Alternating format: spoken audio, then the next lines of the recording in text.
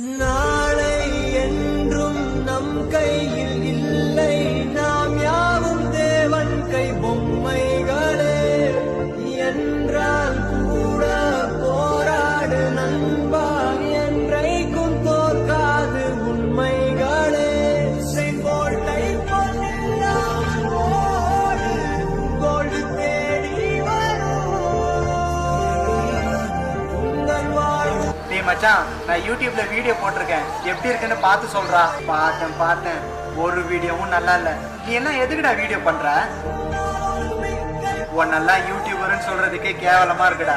ஏமா ஏன் யாருக்குமே என்ன பிடிக்கவே மாட்டேங்குது?